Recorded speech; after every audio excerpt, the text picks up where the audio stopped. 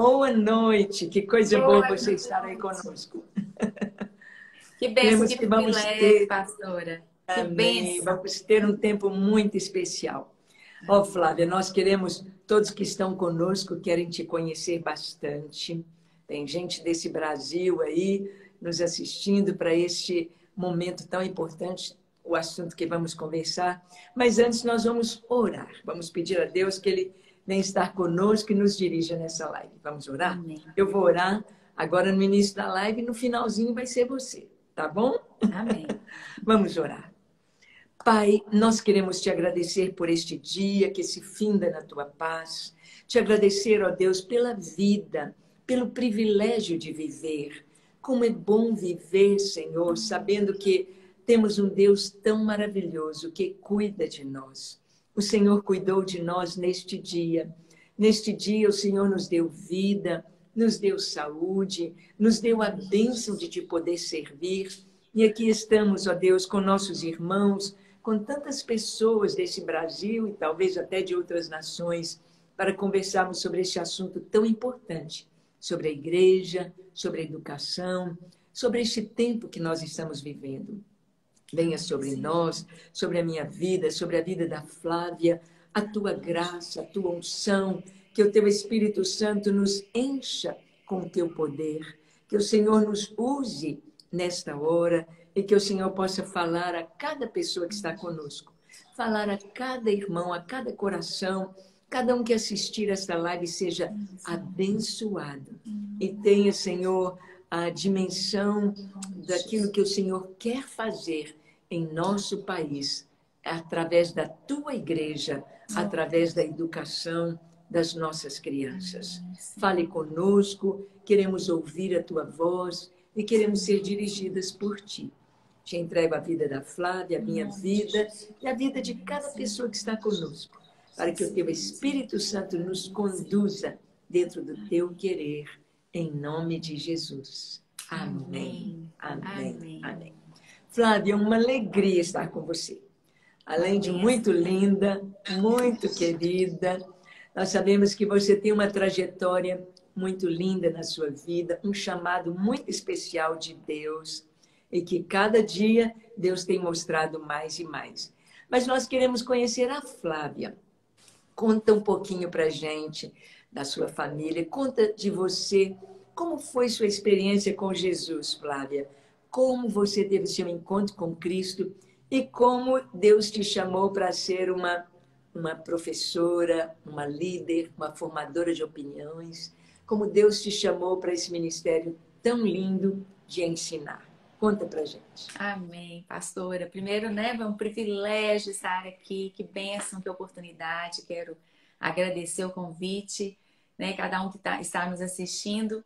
Eu tenho certeza que vai ser um momento da gente se abençoar mutuamente, né, e falarmos desse tema tão importante que é a igreja, que é a educação. Bom, e a igreja e a educação fazem parte da minha vida aí desde que eu nasci, praticamente. Eu nasci num lar cristão, graças a Deus. A minha família vem de muitas e muitas gerações já, né, de uma família cristã, os meus bisavós, avós, né, os meus pais.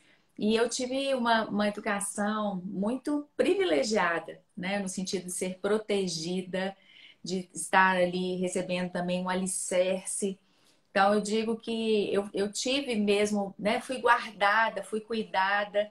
E isso, hoje eu entendo o propósito disso tudo, né? Para eu entender como é importante essa formação. Eu nasci, então, num lar cristão, sou a quarta filha, filha caçula.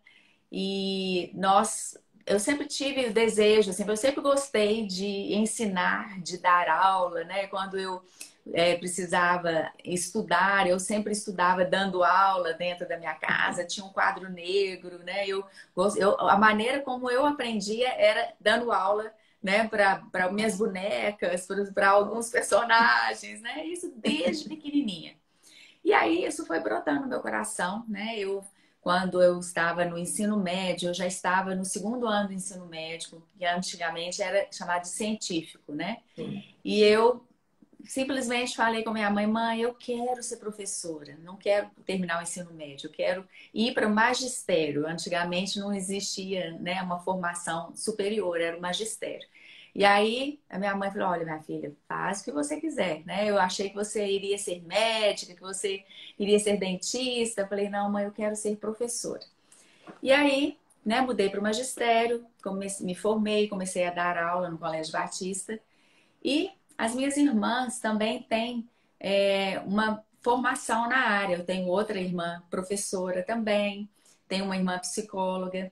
E aí, quando nós começamos a ter os nossos filhos, né, casamos, começamos a ter os nossos filhos, a gente morava, a casa dos nossos pais era uma casa muito grande. E todos foram casando, a casa foi ficando aquela casa, né, vazia, grande. E aí o meu pai falou, olha, por que que vocês não montam uma escola aqui, né, aproveitando o espaço? E aí a gente já estava, eu já dava aula, minha irmã também, eu dava aula no Batista, dei um tempo aula no Colégio Isabela. E aí nós juntamos ali, né, o útil ao agradável e pensamos, olha, a gente tem um sonho de fazer uma escola que a gente possa ter os nossos filhos perto, né? E uma escola do jeito que a gente sonha. Assim, a gente era muito detalhista, né? Gostava de tudo muito, né, caprichado. E aí nasceu a nossa escola. Nós temos uma escola de educação infantil já há quase 30 anos, né? Que tem essa história na casa dos nossos pais. Então, assim, uma questão assim, de valor de família, né? De história, de construção e de passar valores, aqueles valores que a gente recebeu, a gente queria passar. E a gente achou assim que a gente iria começar e o objetivo maior era proteger os nossos filhos. Mas foi uma história que deu muito certo, né? Ao longo dos anos, foram milhares de famílias que passaram, inclusive as suas netinhas, né? Passaram por lá, as meninas da Sim, nossos Silvia, netos. né? Todas elas. Eu acho que só a Sani que não estudou pequenininha lá. Mas a Radassa, né, e a Raíssa, acho que sim. E aí foi uma história que né, foi brotando no nosso coração de cada vez mais a gente aperfeiçoar.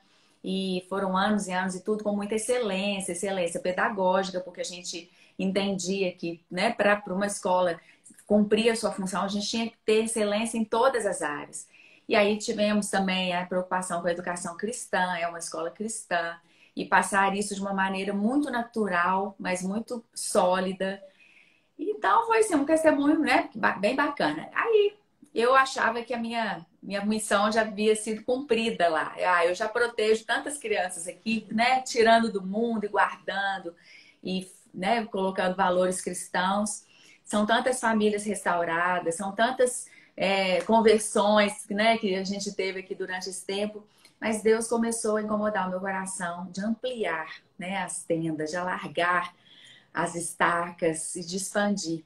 Quando eu comecei a perceber que a educação era um alvo, né, de Satanás para destruir a próxima geração. E aí, né, veio junto com o chamado político, meu esposo já estava na política, o Fernando como vereador, né? Eu entrei como intercessora do mandato dele. Nós entramos juntos na política, eu como mulher de oração e ele, né, como ocupando a cadeira. E eu comecei a ver, pastora, muitas ameaças à infância, principalmente, né, à adolescência também, mas de uma forma realmente intencional. E eu comecei a ver que faltavam mulheres de voz nesse meio político, né? Eu tinha o exemplo do Fernando, que era muito aguerrido, que é ainda, né, até hoje, muito posicionado. E ele, através, né, até da minha influência, ele teve vários e vários projetos na área de educação. E a gente não tinha vozes femininas conservadoras, né? Então, eu realmente, o Senhor começou a trabalhar no meu coração para que essa defesa que eu fiz de uma forma muito caseira, né? Literalmente dentro da minha própria casa, com as famílias que eu conhecia e naquele ambiente que eu já estava assim muito acostumada, eu estava muito confortável, né? Eu comecei a ver a necessidade mesmo de eu me posicionar e estar disponível à disposição do Senhor para estar aí dentro da política, no poder legislativo, para barrar as leis, né? Para propor leis a respeito da educação. e principalmente para barrar as intenções malignas que são reais, né? A gente sabe que Satanás tem realmente intenções reais de destruição da próxima geração e um dos locais, o local talvez o mais que ele mais usa é realmente a escola. E é em crianças bem pequenas, para realmente já começar a deturpar ali a identidade de cada criança. Então, assim, o meu chamado passou, né? Assim, eu ainda estou na área de educação, mas agora de uma maneira diferente, né? Lá na política, posicionada, ocupando uma cadeira na Câmara aqui de Vereadores de Belo Horizonte. E estou na comissão de educação, né? E foi esse o meu desejo, a minha bandeira maior é a defesa mesmo, é o vigiar ali, tanto em questões de qualidade, né? De investimento, o que está indo, quais os recursos estão indo para a educação, a fiscalização desses recursos, quanto também nessa área ideológica, né? São duas frentes de trabalho dentro da educação que eu estou muito feliz de estar, né, atuando. Amém. Olha, Flávia, a gente aprende muitas coisas com a sua história e com a sua trajetória. Nós vamos vendo aqui a importância do lar na educação, a importância você, desde pequenininha, já dando aulinha para as bonecas, já ensinando. Ou seja, Deus já estava desde cedo te preparando para ser uma educadora. Hoje, mais do que nunca, nós vemos que o maior campo missionário que nós temos hoje é dentro das escolas. Como que nós precisamos de professores cristãos nas escolas públicas, nas escolas estaduais, municipais, nas escolas federais, nas universidades. Como precisamos de professores que realmente têm este amor, porque ser um professor é preciso amar, é preciso gostar daquilo que faz e é preciso amar os alunos. Eu me lembro que, quando eu estudava, tinha dois tipos de professor. Tinha o professor que ele queria se impor de ser o tal, por ser mau, por dar notas ruins, e ele não fazia questão de ensinar.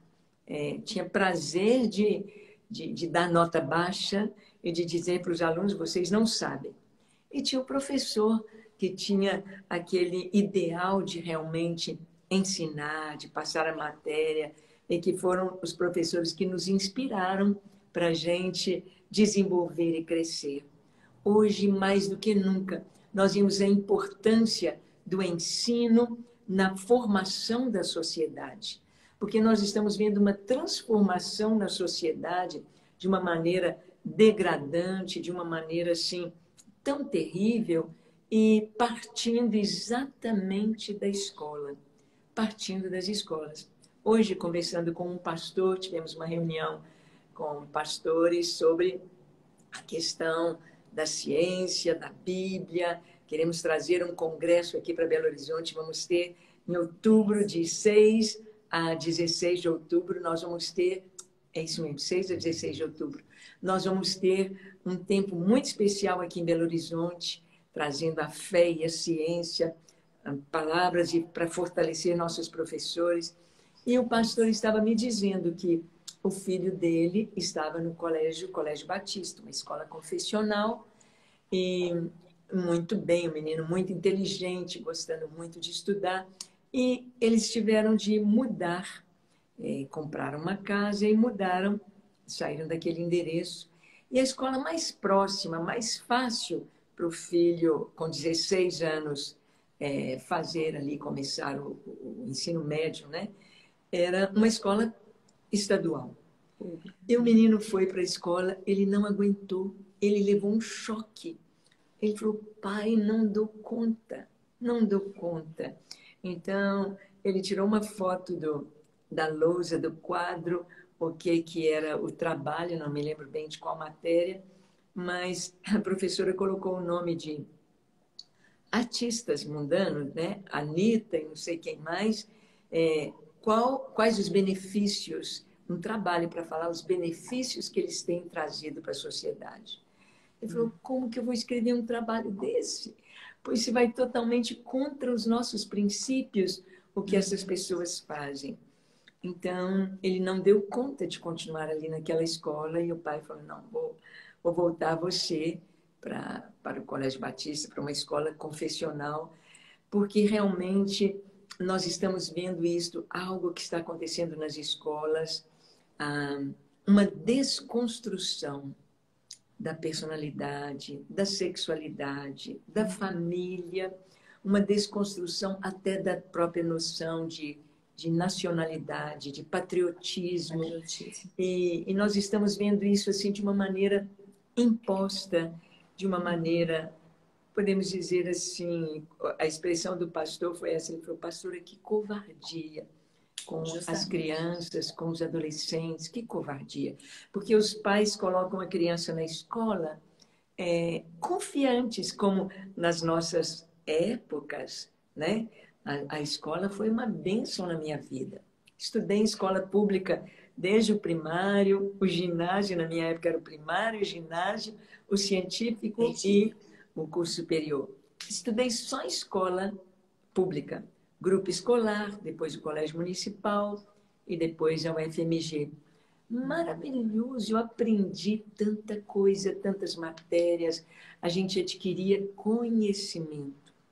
E isso foi assim, tão maravilhoso que eu fiquei 10 anos sem estudar, quando eu me casei, aos 18 anos, quando eu fui fazer o vestibular na UFMG, com o conhecimento que eu tinha de 10 anos atrás, eu passei no vestibular entre os 18 primeiros da UFMG, na década de 80. Que bacana. Com o conhecimento que eu recebi de escolas públicas. Então, nós vemos que houve uma mudança muito grande no ensino desde então. Uma mudança que tem prejudicado e que os pais confiam, sempre confiaram nos professores, no ensino, mas não queremos culpar simplesmente os professores. Nós estamos vendo que está sendo imposta uma educação de desconstrução. Então, Flávia, você tem visto isto? Como que você tem sentido? Você teve a escola e lá vocês, nossas netas, amavam a ideia de criança. Primeiro nome foi? Educarte. Educarte. Elas estudaram na Educarte. Isso Amavam mesmo. ali a Educarte, as netinhas e as formaturas, era muito lindo.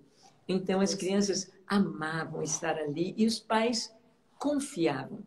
Hoje, Flávia, com o ensino como está hoje, como que você falaria para os pais, em termos, pais que não têm condição de pôr o filho numa escola confessional, numa escola particular, que estão aí com as escolas públicas, o que você diria para os pais que estão com seus filhos em escolas assim? O que eles podem fazer, Flávia, para proteger os seus filhos? O que nós podemos fazer? Conta para a gente. Amém.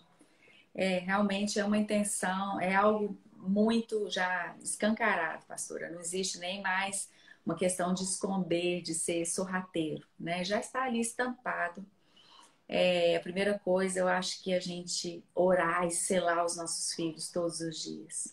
Sim, é isso que vem a primeira, né, principal proteção. Eu falo muito nas igrejas sobre a proteção da próxima geração. E eu falo, quando a gente ora, né, Deus revela de alguma maneira, você não vai ficar no engano. Se tiver acontecendo alguma coisa, o Espírito Santo vai revelar, aquela situação vai chegar até você.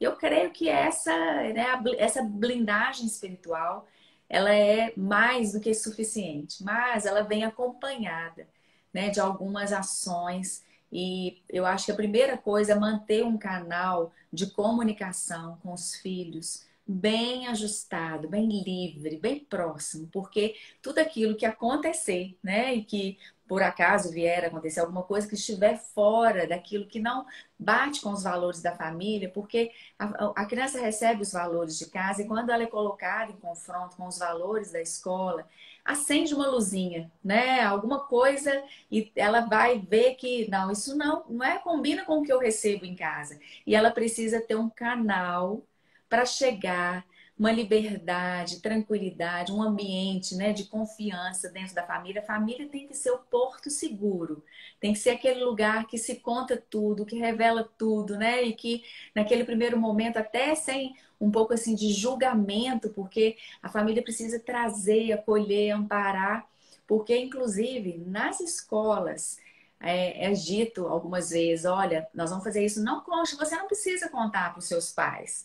Né? Então, esse tem que ser um combinado da família anterior, de que, olha, aqui a gente não tem segredo nenhum, eu sou, né, você tem, né, além de ser pai, eu sou seu amigo, sua amiga, né, pai, mãe, nós estamos aqui para te acolher, te ajudar. E aí, através dessa comunicação, esse confronto de valores, não tem jeito, vai acontecer, né? E a família, ela tem que deixar isso muito claro, olha, isso aqui na nossa casa, não, a gente não aceita, né? Não ter medo de colocar aquilo que a família tem como valor. Eu acho que os pais hoje em dia estão com muito medo de serem pais e mães, sabe, pastor? Com medo de colocar a sua autoridade com amor, de estabelecer limites, e a gente sabe que limite é proteção, né? Quando o Senhor Deus nos coloca limites também, até aqui você vai, dessa árvore aqui você não vai comer, né? Por quê? Porque depois desse limite tem consequências.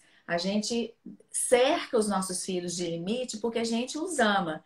E eles têm que entender isso, que proteção é amor, que os princípios que a gente tem em família não são princípios de dureza, porque a gente é autoritário, não, é o nosso amor. Porque depois desse limite eles vão ter consequências. Então, hoje, a família, ela precisa estar muito próxima, né, dos seus filhos cada vez mais. E aí vem os conflitos, assim, as mães, às vezes, né, a questão do trabalho o dia todo, né, e até que ponto isso, às vezes, será que é mesmo necessário? Será que nesse momento, mesmo que a gente viva um pouco mais simples, será que a mãe, ela precisa estar pelo menos um horário com os filhos? Isso é fundamental. A escola, ela não supre, né, a vida familiar. Então, é uma questão de ponderar aí, de ter momentos muito de qualidade com os seus filhos, né? De intensidade. Para quê? Para manter esse canal de comunicação e para que a criança fique à vontade e entenda, né? O que a família tem como princípio, como valor que é inegociável. E, pastora, a lei, ela está do nosso lado, né? A nossa lei, ela nos defende.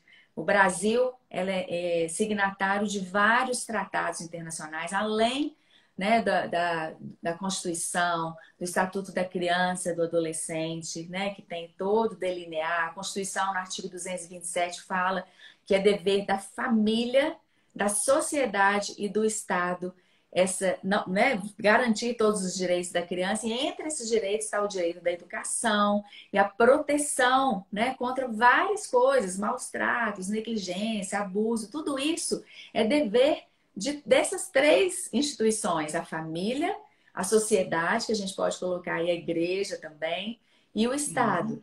Então, a lei está do nosso lado. Tem o artigo 227 e tem, o Brasil é signatário de um tratado, de um pacto que é chamado Pacto de São José da Costa Rica.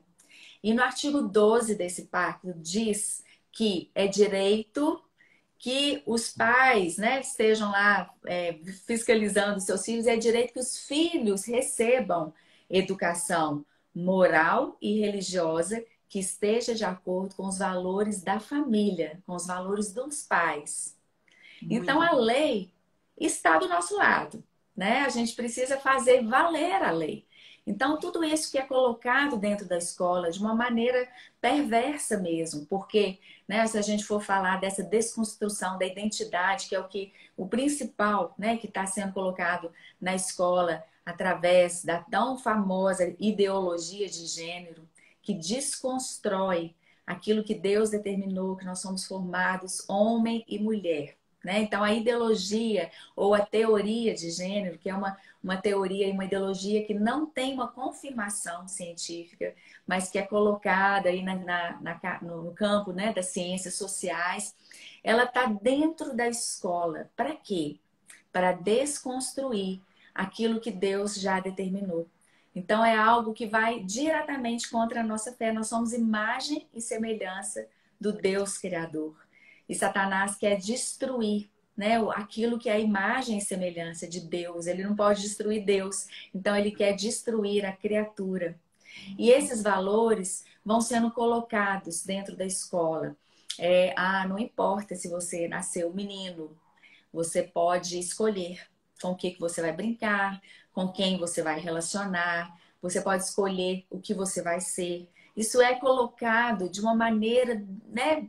Vai sendo pincelado até através das brincadeiras, através de exercícios, de intenções ali que no início são um pouco mascaradas, e hoje em dia a gente tem até coisas bem patentes, né? Bem descaradas.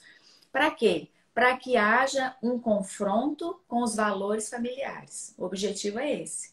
Quando a criança passa, né, a questionar o valor que ela trouxe de casa com o valor que está sendo ministrado na escola, começa a haver confusão na sua mente, né? E ela começa a ser desconstruída. Inclusive, a palavra que eles usam é isso, desconstrução de saberes, né? Então, para que isso, quando isso acontecer, e infelizmente está acontecendo, a gente não pode fechar os olhos, né? Tampar o sol com a peneira. A criança tem a liberdade de chegar em casa e falar: mãe, aconteceu isso, né? Pai, como que é isso? Né? E a família está lá sempre olhando o material, conversando sobre as atividades que foram dadas, né, dentro de sala, perguntando, né? Cuidando dos relacionamentos, com quem a criança se relaciona, sabendo sobre a vida, né, dos colegas, das famílias, vendo, né, através de uma brincadeira com a criança vai dar sinais. E às vezes, pastor, a criança bem pequenininha, mesmo aquela que ainda não tem uma linguagem tão elaborada, que vai saber conceituar o que está acontecendo com ela tem mudanças de comportamento. A criança que entra em confronto, o confronto dos valores da família com os valores que estão sendo ministrados, de alguma maneira ela vai reagir. E isso a família tem que ficar muito atenta, tem que perceber. Então ela pode regredir, ela pode ter choro excessivo, ela pode ter, às vezes, insônia, pesadelos, ou ela pode estar uma criança mais irritada, começar a comer muito ou comer pouco, né? Então, são mudanças no comportamento que vão dando sinais de que alguma coisa está estranha. E aí a gente sabe que o Espírito Santo também revela, né? A gente começa a realmente, né, ficar atento ali, e eu falo que a família, ela tem a promessa de não ser enganada, né, de nenhum mal atingir a nossa tenda. Então é promessa do Senhor e a gente precisa reivindicar, né, esse sangue de Jesus sobre a vida dos nossos filhos. Amém. Que lindo, Flávia, é isso mesmo, a gente precisa contar com o Senhor. E eu estive num congresso agora no Rio de Janeiro, nesse final de semana, do TDI, que é a Teoria do Design Inteligente, exatamente com cientistas do Brasil inteiro, em todas as áreas de física, química, biologia, matemática, astronomia e até mesmo filosofia, ali estavam presentes, e foram coisas tão lindas, mostrando a maravilha da palavra de Deus, lado a lado com a ciência, mostrando o que a ciência tem descoberto nos nossos dias, o que a ciência tem avançado de acordo com o que a Escritura nos revela. Este Deus, essa mente extremamente sábia, capaz, que criou todas as coisas.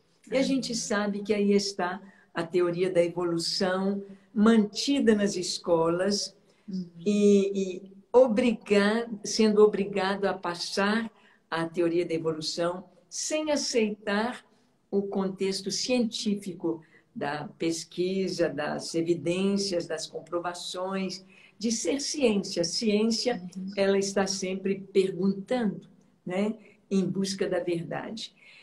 Mas eles, na escola, não aceitam o posicionamento do criacionismo, o criacionismo científico, cheio das evidências científicas, né? Que tudo que nós temos hoje, tudo que vemos, foi planejado. De altíssima capacidade. Por exemplo, tudo que nós temos, o avião, a aerodinâmica, a matemática dele, para ele voar, para ele, é tudo seguindo a aerodinâmica dos pássaros. Os submarinos, dos peixes, dos animais marinhos, e assim por diante. O radar, com o ouvido lá do morcego. Eu estava assistindo a uma aula sobre a bioluminescência, então, que a lâmpada LED foi olhando o modelo do traseirinho do vagalume. Então, como que a luminosidade aumenta com aquele desenho daquelas células ali. E eles copiaram isso para LED. E devia ser, em vez de vagalume, vagaled. Porque é algo, a contribuição assim da natureza, né? A gente tem o velcro copiando o carrapicho, não é? Uhum. E assim, como que pode-se dizer que, aleatoriamente, por acaso, bilhões e bilhões de anos puderam trazer vamos dizer, da sopa primordial, uma sopa escaldante, altíssimas temperaturas, uma sopa escaldante, venenosa, como que dali pôde surgir proteínas, e não só as proteínas, mas a inteligência para a vida, para o que nós temos hoje. Então, por exemplo, só o nosso computador, a gente usa 2 dígitos, o 0 e 1, e nós temos toda essa tecnologia tão alta. Mas o DNA da célula é um computador de altíssima precisão, com 5 dígitos, que nós estamos só com 2. Ainda não chegamos no que tem. Isso é produto do acaso? Por que o acaso parou de criar?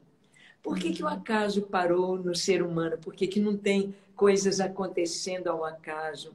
Então, nós vemos a segunda lei da termodinâmica, ou seja, nós temos visto duas questões aí no ensino hoje. Uma é diminuindo a capacidade de nossos jovens pensarem. Então, estão sendo impostas coisas tão absurdas. Isso mesmo, ninguém nasce menino nem menina. É um absurdo, porque a pessoa pode fazer a cirurgia que for, adotar os hábitos que quiser, é uma escolha. Mas trilhões de células do seu corpo vão dizer se ela é XX ou se ela é XY. Então, nós estamos vendo a escola hoje sendo usada para não permitir que as crianças pensem, que os jovens pensem, que eles decidam, que eles enxerguem, porque o nosso Deus, ele fala de um culto racional. Então, é uma razão que crê. Porque eles dizem, criacionismo é religião. Não, não é religião, é ciência. Mas eles, com a teoria da evolução, sim, é um dogma. É um dogma que não pode mexer, porque é importante, porque tiraram Deus da história. E se tirou Deus da história, pode fazer o que quiser, não tem Deus. Não vai ter um juízo, não vai ter de prestar contas, então vamos viver do jeito que quiser. Não existe Deus. Então, é muito importante a gente saber isso. E eu achei muito importante como você pontuou para a família. Primeiro, orar e ensinar, não é? Eu fui com o Joãozinho, de carona com ele, nós fomos de carro para o Rio de Janeiro, e ele me disse, falou, pastor Ângela, nossos 2 filhos, a gente desde pequenininho, nós fomos ensinando os princípios básicos com as coisas que eles iam encontrar na escola. Então, falar para eles o que é o comunismo, o que é a liberdade, o que é o capitalismo, o que é a fé, o poder de Deus, o que é para que eles não tivessem confusão quando chegassem lá. Então, muito importante a questão de passar a palavra de Deus, de orar com os filhos, de acompanhar, não é? E, Flávia, você, o pastor Fernando, já ouviram muitos casos de pais apavorados com com o que está acontecendo com seus filhos. E também de professores, e às vezes até de pastores, que têm sido perseguidos na escola. Então, às vezes, se o adolescente se posiciona, hoje ele tem de falar se ele é bissexual ou se ele é um... Não é? Se ele falar que ele é Hétero. hétero, Uhum. então é uma gozação e é... Então, o que os pais de adolescentes, de crianças, o que você diz que a lei nos respalda?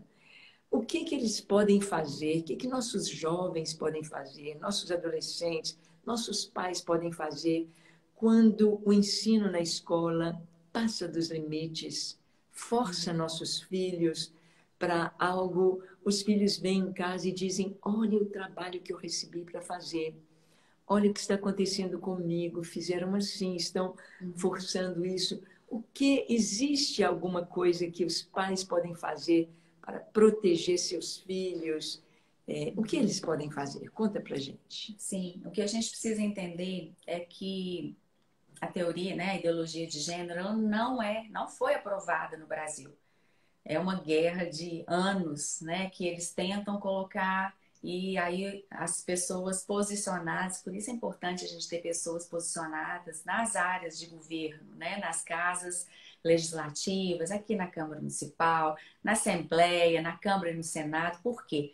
Porque através da lei é que a gente está protegido, né? E como eu falei, a lei ainda nos protege. Em nome de Jesus, nós vamos estar sempre lá, né, com uma bancada cristã. Aqui na Câmara nós temos uma bancada de 28 vereadores que não passa nada, né? A gente não deixa passar nenhum projeto ideológico. Só antes de responder, né, a sua pergunta, semana passada Sim. a gente barrou, a gente proibiu o uso de linguagem neutra aqui nas escolas de Belo Horizonte.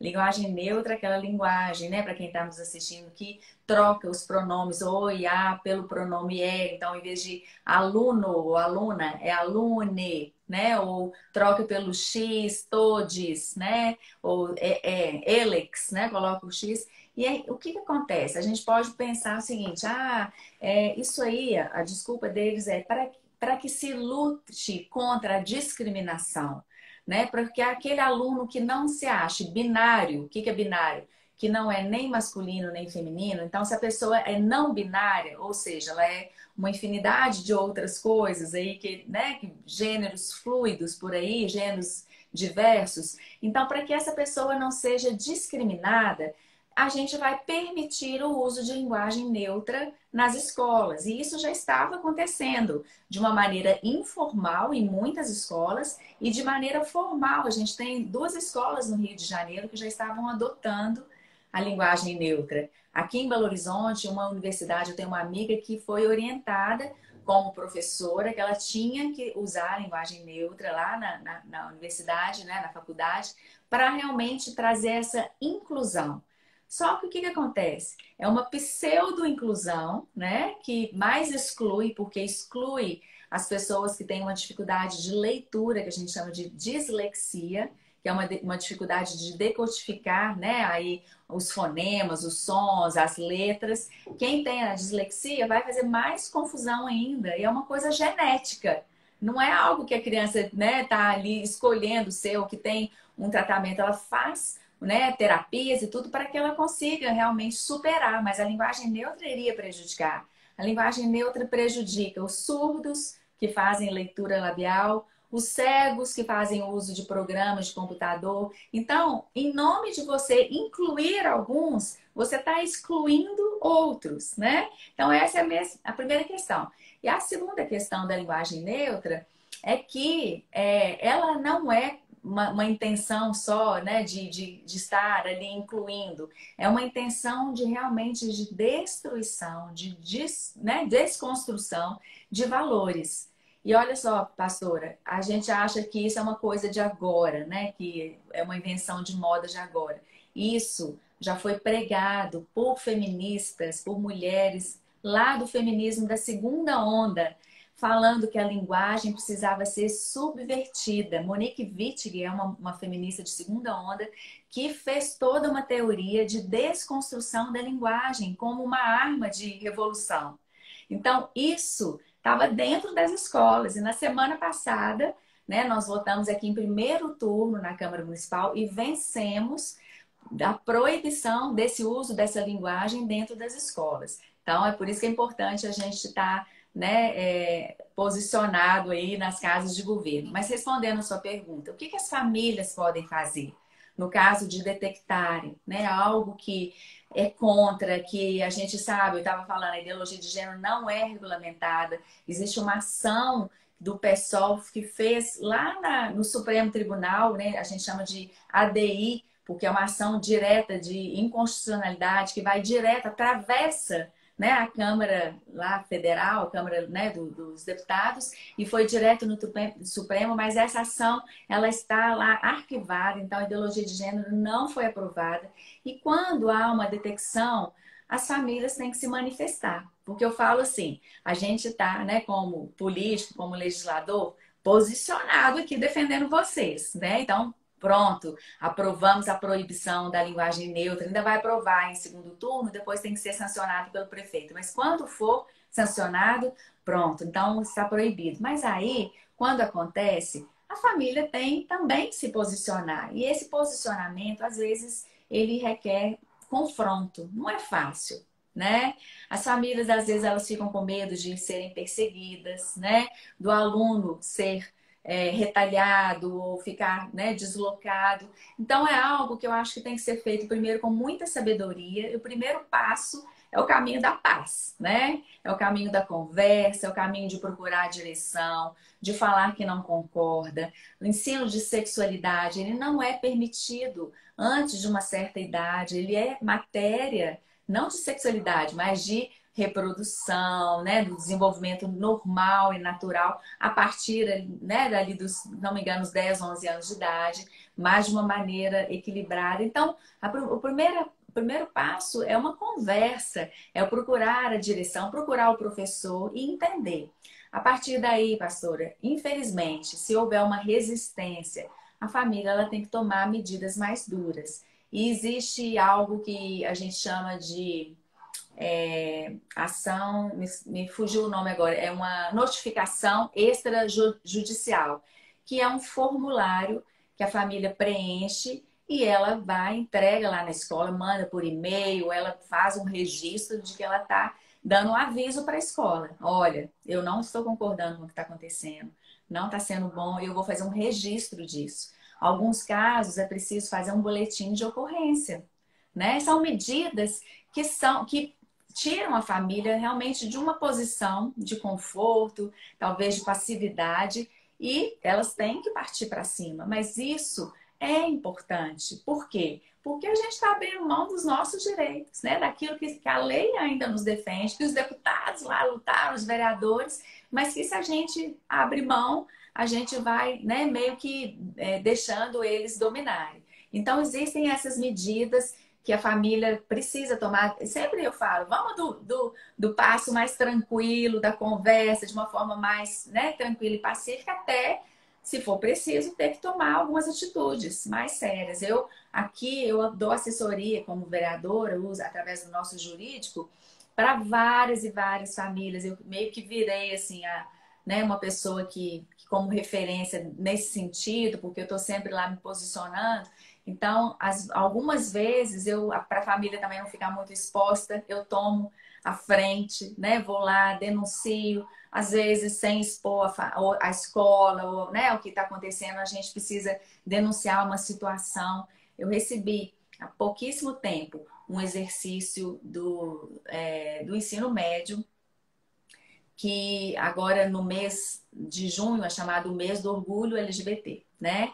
E eles se acharam no direito de colocar tudo quanto há dentro da escola. Recebi, né, por exemplo, esse exercício que valia 4 pontos em 5 matérias diferentes, se eu não me engano. Então, era algo que a criança não tinha opção de fazer ou não.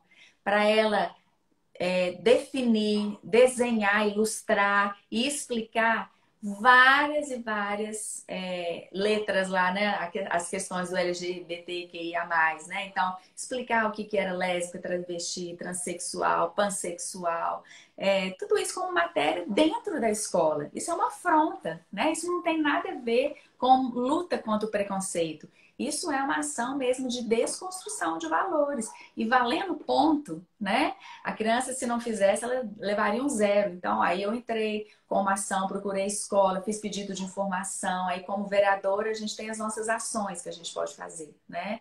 Mas o importante, pastora, é não ficar numa posição nem de medo, nem de passividade, né? Nem de comodidade, porque a gente precisa fazer os nossos direitos valerem aí.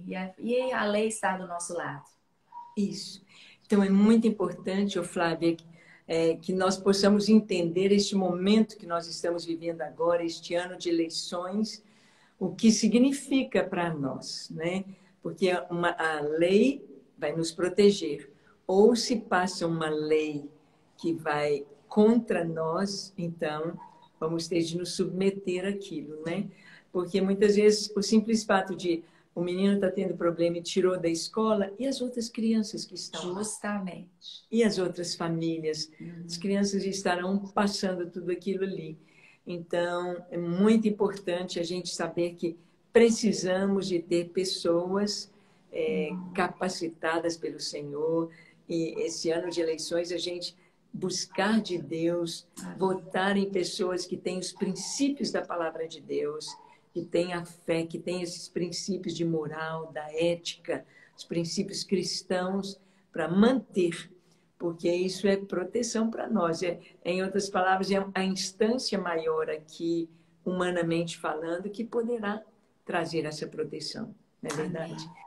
Então, realmente, nós estamos vendo aqui, há muitos irmãos, muitos que estão aí colocando seus comentários, obrigado pelos comentários de vocês, é isso aí, então, o pessoal está acompanhando aí direitinho. E agora, uma pergunta, Flávia, nós falamos sobre as crianças, nós falamos sobre a família, falamos já sobre as leis, sobre vereadores e também deputados estaduais, federais, senadores, que estarão aí preparando as leis para o povo, para nós. E com relação ao professor?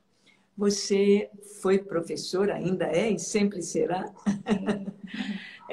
O que o professor cristão pode fazer se ele está numa escola pública, se ele está numa universidade federal, se ele está numa creche? O que você aconselharia para o professor? O que o professor pode fazer como um cristão?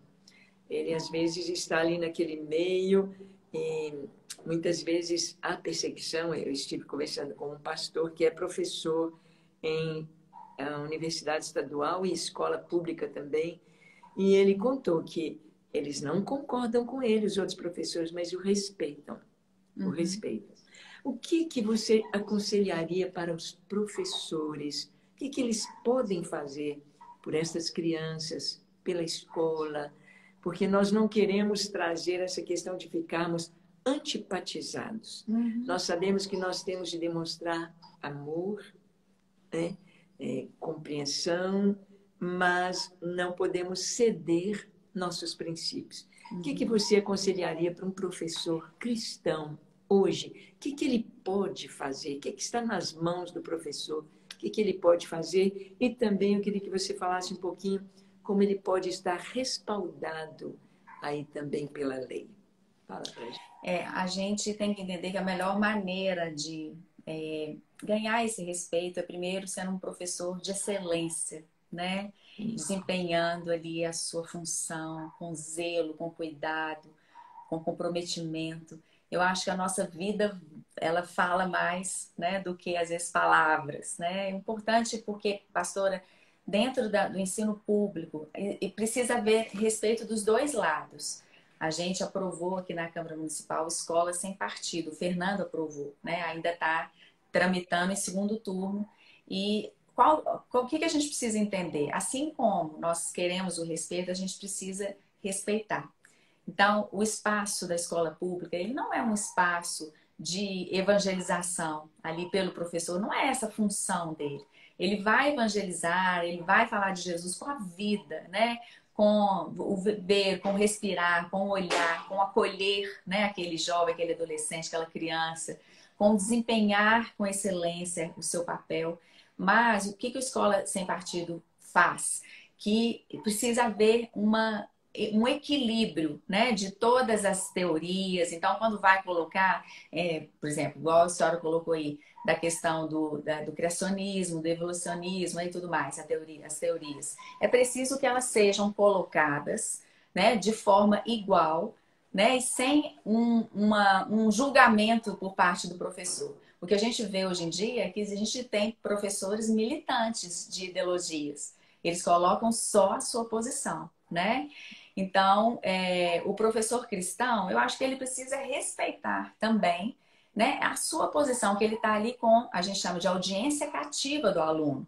O aluno está ali, a única coisa que ele precisa fazer é prestar atenção no professor. E essa audiência cativa é algo que o professor tem ali na mão e que não pode manipular o pensamento do aluno no sentido de doutrinar, nem para um lado, nem para o outro. Então, eu acho que o professor cristão ele tem que partir desse exemplo, que ele não está ali realmente para estar doutrinando, né? Isso acontece naturalmente porque a gente que vive Jesus, a gente, né, brota Jesus em todas as nossas ações. Eu acho que isso vale mais do que qualquer coisa, né?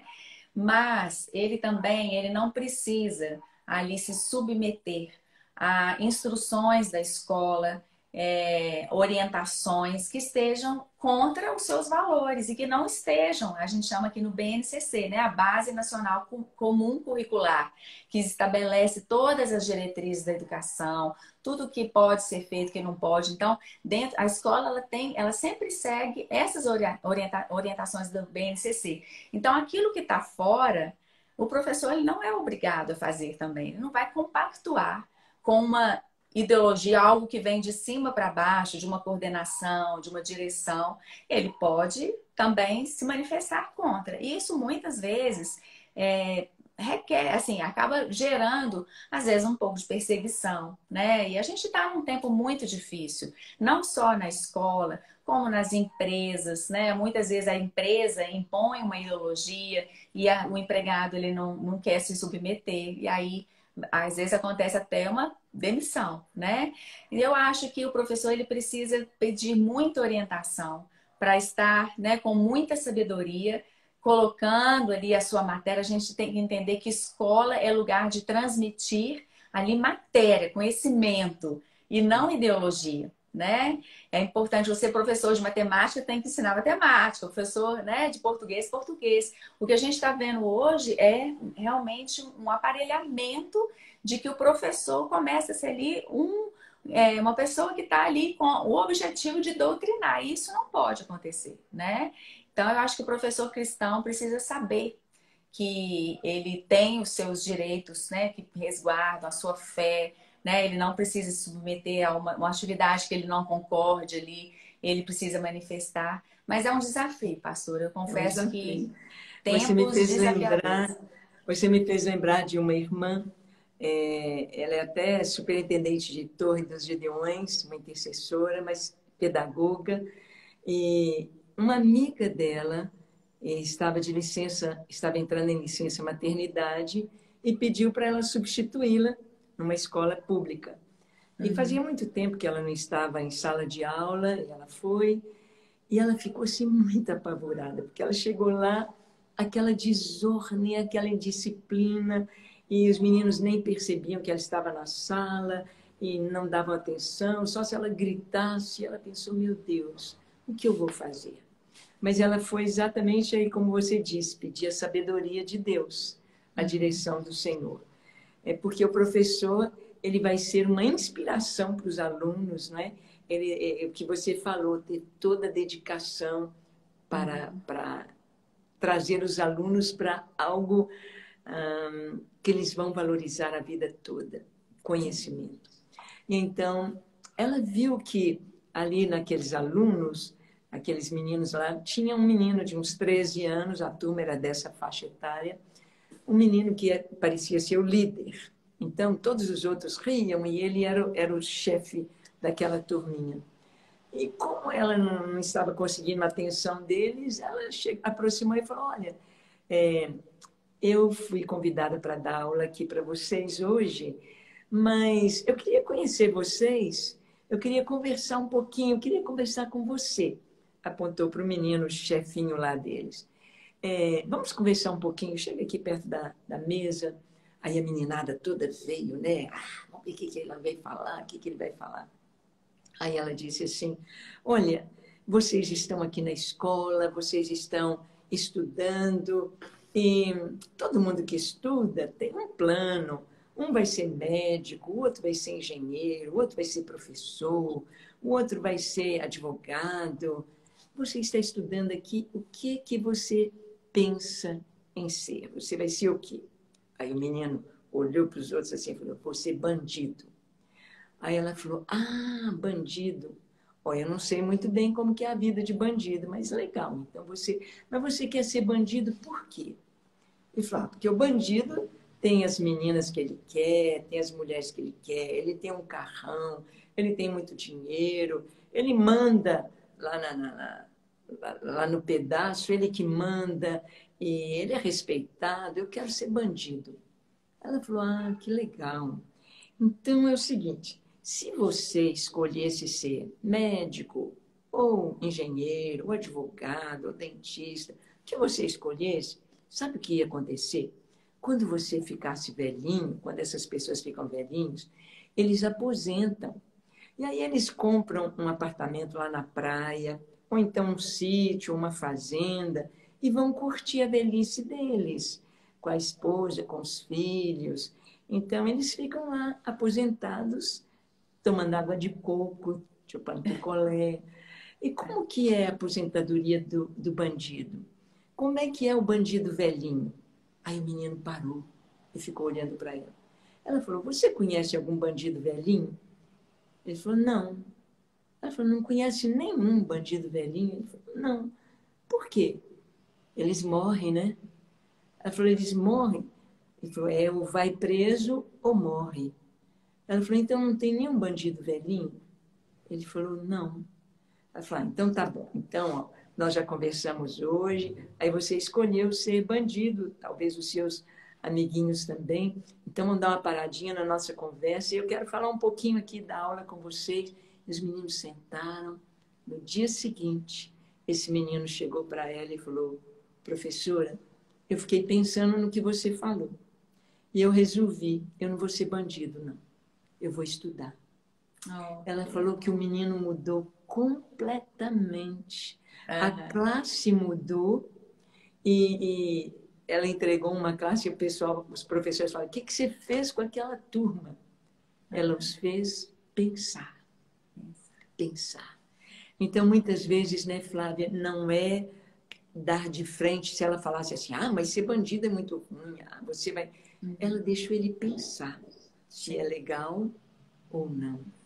Então, eu vejo assim, diante de tudo que nós estamos vendo, tanta aberração, tanta desconstrução, como se fala, de repente pedir a sabedoria de Deus para que os adolescentes pensem, para que as crianças pensem. Criança pensa, não é?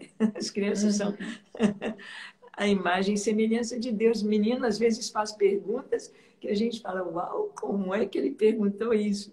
Achei bonitinho que numa formatura dos Gideões Mirins, um menininho, eu fui abraçá-lo, falei, que lindo, quem sabe você vai ser um cientista, vai ganhar um prêmio Nobel pelo Brasil. Aí ele falou assim para mim, eu quero ser professor. Falei, que legal, você vai ser professor. Aí ele falou, mas eu tenho uma pergunta. Ele devia ter uns 9, 10 anos. Eu tenho uma pergunta para a senhora. Eu falei, qual?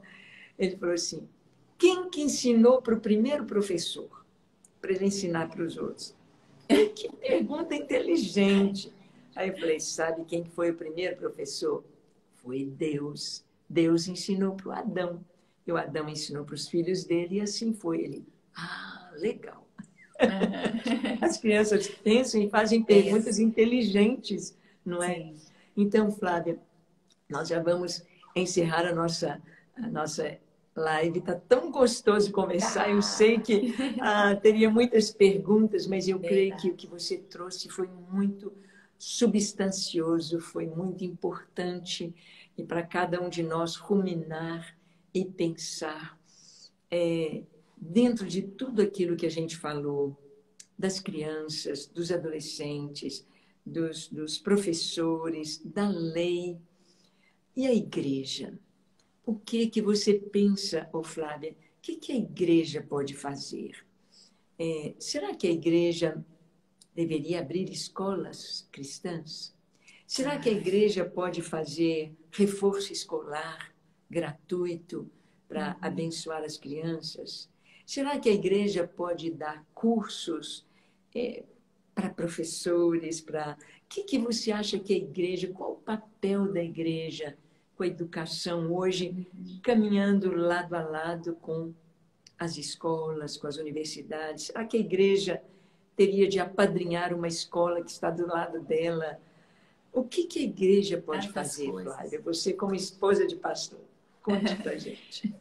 Pastora, são tantas ações, né? Eu acho que toda igreja que eu vou quase todo domingo numa igreja diferente, né? Sempre estou na Lagoinha, mas à noite eu sempre estou visitando outras igrejas. E eu sempre depois, quando termino o culto, eu tenho a oportunidade de conversar com o pastor, eu desafio, pastor, olha esse espaço aqui ocioso durante a semana, né? Não tem as salas de educação, né? De escola dominical. O senhor já tem praticamente uma escola pronta, né? Algumas adequações, o senhor vai gerar empregos também aqui para pessoas de dentro da igreja, ou né, vai estar girando aí, fomentando o mercado, porque eu creio que cada igreja pode ser uma escola, assim, pastor, principalmente de educação infantil, que é a primeira infância. Eu prego muito sobre aquele texto de 2 Crônicas 22, quando a rainha Thalia quis matar, né, toda uma geração. E Joás foi escondido no templo, né? Porque uma mulher estava ali posicionada, Jeoseba, e ela raptou Joás e escondeu no templo. E ali ele ficou durante 6 anos. Então, de 1 a 7 anos. E é muito significativo isso. É a Que primeira legal. infância, né? É a idade principal de formação da personalidade, do caráter, de implantação ali de valores que vão perdurar o resto da vida, né? Então, toda a igreja potencialmente teria como, né, colocar, é claro que com estrutura, com excelência sempre, mas ainda é pouco, né, para estar abarcando toda uma comunidade, para estar protegendo. E aí a senhora já foi falando tantas ações, né? Nós fizemos uma vez um movimento de cada igreja adotar uma escola em oração, né? Cobrindo Sim, aquela escola, clamando e intercedendo por aquela escola. E às vezes também através de ações de voluntariado, a igreja dentro da escola, oferecendo, né? Ou a escola dentro da igreja, no contraturno, com atividades aí, né, de apoio escolar, de algumas questões, alguns cursos de profissionalização para os mais velhos. Tem tanta coisa, né, que a igreja pode fazer, mas eu acho que o principal também, pastora, a igreja precisa fornecer ali instrumentos primeiro, né, primeiramente de fortalecimento às famílias. Porque a família que está fortalecida, ela é uma família protegida, né? Uma amém. família que está ajustada, uma família funcional, com os papéis, cada um no seu lugar, né? Sem aí as questões que estão tão em moda agora de feminismo, da mulher passando por cima do homem, né? De tomando papéis e funções que não são dela, que geram desajustes dentro da família, né? Então, são tantas questões, esse fortalecimento, esse vínculo, né? Na educação dos filhos. Então, cursos de fortalecimento aí desses vínculos. A gente tem tantos cursos que a igreja pode estar fazendo para estar fortalecendo as famílias. E esse fortalecer vai ser uma vacina de tudo que vier de fora. Porque não vai parar, isso vai sempre, né, acontecer. Eu acredito que vai aumentar cada vez mais, porque o inimigo sabe que está chegando o fim, né, da linha, Jesus está voltando. Então a gente está realmente num tempo muito desafiador, mas famílias fortalecidas são famílias protegidas. Então a igreja tem um papel nisso, sabe? De estar acolhendo as famílias, instruindo, curso de criação de filhos. E eu acho, pastora, que né, até em relação ao assunto que a gente estava falando antes, do papel do professor, ou do papel, né, de qualquer profissional aqui no mundo, o papel da igreja, nós somos a esperança da glória, né? Assim que diz Colossenses 1:27. Cristo em nós, a esperança da glória nesse mundo. Então, aonde que a gente estiver implantado, em qualquer área da sociedade, como né, professores, como doutores, como médicos, como né, ali as pessoas que estão em diversas funções, como alguém que está lá fazendo pão na padaria, nós fomos chamados para resplandecer a glória do Senhor, para atrair a presença do Senhor. Aonde a gente passa, a gente tem que fazer diferença.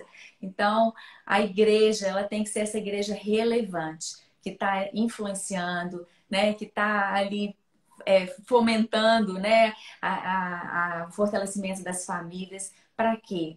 Para que a gente proteja a próxima geração. E esse é o nosso grande desafio, estarmos aqui posicionados para proteger a próxima geração.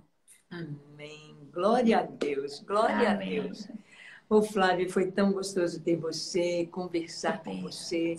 Eu tenho certeza que Deus já está te usando e vai continuar te usando muito.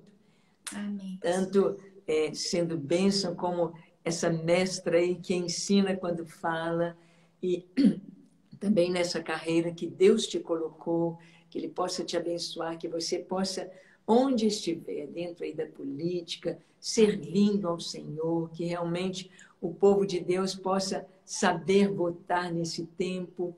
E oramos por você, oramos por aqueles que estão nos representando aí nas câmaras municipais, nas assembleias legislativas, lá no Senado Federal, lá no Congresso Nacional, como ministros, como governadores, como que Deus possa nos dar a bênção dele nesse tempo, que Amém. a glória dele se manifeste.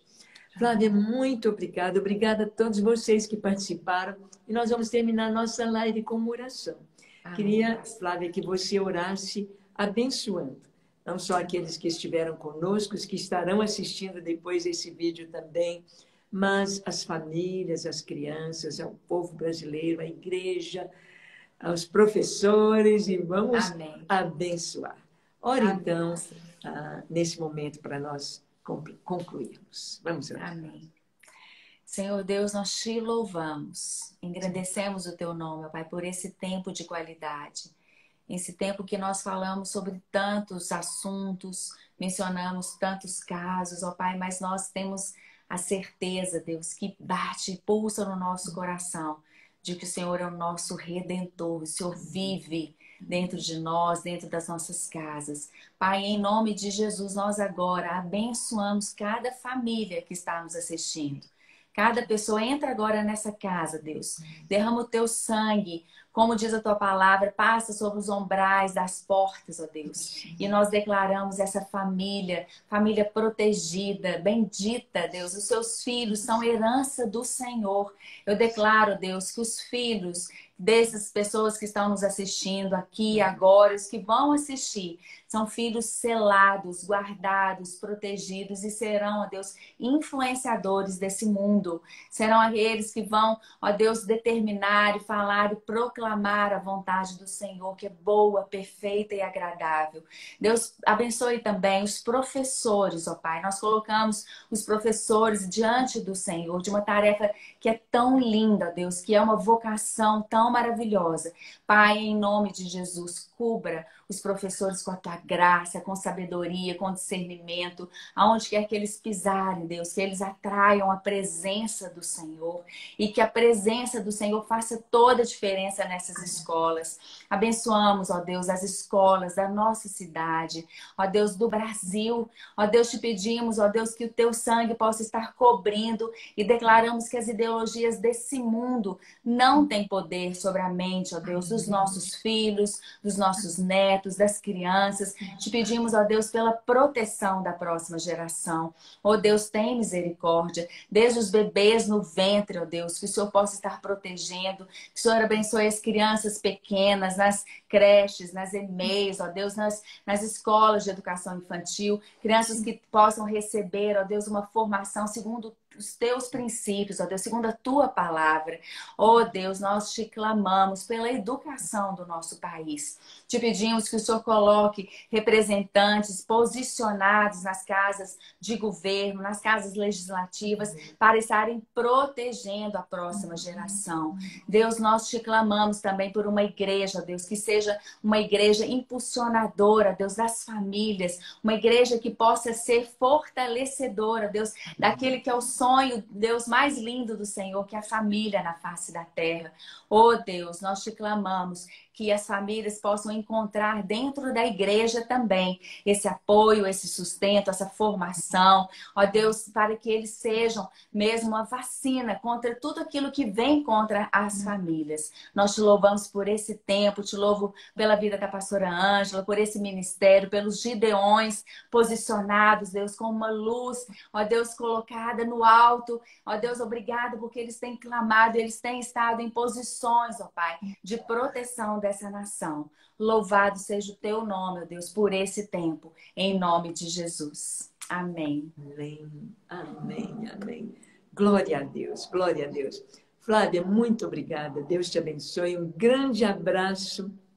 Gratidão a Deus e a você por cuidar das nossas netinhas. Cuidou muito bem. Hoje elas já estão cuidando de outros, né? Obrigada, pastor. Obrigada pela oportunidade. Amém. Abençoe sua carreira, abençoe amém. Onde você for, que a presença do Senhor seja sobre a sua vida e as pessoas possam sentir essa doce presença e que através de você, do pastor Fernando, da sua família, os irmãos, a família que continua nessa tarefa tão linda de ensinar, que vocês sejam nas mãos do Senhor instrumentos de bênção para a glória. Em nome de Jesus. Um beijo. Beijo, muito obrigada. pastor. Obrigada, Deus te abençoe. Deus te abençoe. A vocês todos, boa noite. Deus abençoe. Shalom.